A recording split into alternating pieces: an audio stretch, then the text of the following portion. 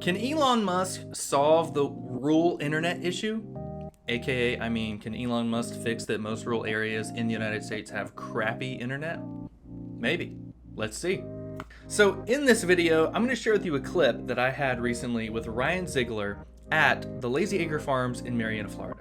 If you haven't listened to the whole episode, the tour, everything, there's a link below in the description. But a common theme that I hear from farmers and ranchers all around the country, it's that internet sucks. My parents' example are in a rural area and they're paying like $50 for 25 megabytes. That's horrible. I'm paying, I think like $30 for 200 megabytes because I'm in a larger area.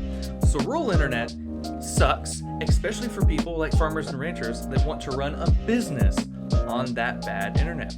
So in this clip, Ryan from Lazy Acre Farms explains Starlink internet and how they got it and how it's going to be a game changer. So Starlink, from Starlink, the company, and from Elon Musk, basically they have a bunch of satellites in orbit and they circle around the planet beaming internet coverage to these little satellite dishes. I know that's an oversimplification of it, but that's kind of how it works. And it's helped people in rural areas get internet access that normally would be crazy expensive and super slow. But Starlink is pretty affordable and the speeds are pretty darn decent. So in this clip, Ryan's going to explain Starlink, how he got it, and how he's hoping it changes their business. So check it out. And speaking of like sharing your story, y'all just got Starlink. So are you going to be a little bit more active on the internet now? That is our plan. There you go. We're about a week, no, not quite a week into Starlink. And so we're excited about that. We've binged watched a series on Amazon. It's one of the first times we've actually done that, and I was like, I don't know. I got to be careful with this. Oh, yeah. You can binge stuff for days. I'll sit here and become a couch potato and I got chores to do, But I guess when you don't have internet, you don't have a consistent, and we're rural, so, it's always been inconsistent, to all of a sudden have something that just works. Yeah. It's a little bit like, oh my, that's game changing. Very interesting. Has Starlink been good for y'all so far? Like, what's your experience been like with it? So far, and there again, we were used to a little hotspot. Oh yeah. From a wireless carrier, and we would get 4 or 5 megabits download speed, and it was about 50% of the time. I mean, it was just not consistent. The first day we had Starlink, we were at 180 megabits. Yeah. So it's just mind-numbing that this is what, we updated all our phones, and the iPad looked completely different the next day, and it's like, I don't even know what to do. Yeah. So yeah, it's been pretty cool. Yeah. I bet it's so funny because I hear that pain point from every other farmer I talk to. They're like, we have no internet. I have to go in town to do it, or I have to get in the car.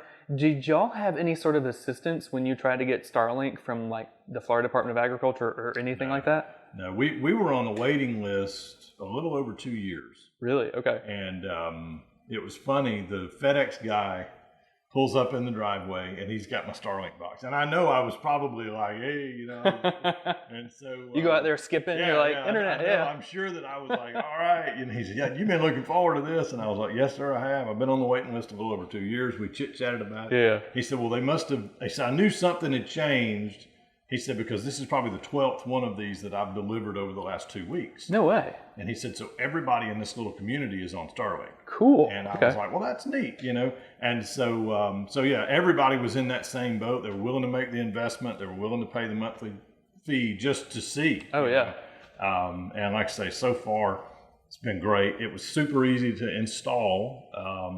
And I'm relatively handy because on the farm you do things. And electrical engineering, yeah. And so installing it was, they thought of everything.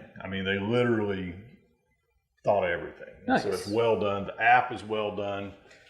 Sometimes you get things and you look at the app and you're like, what is this?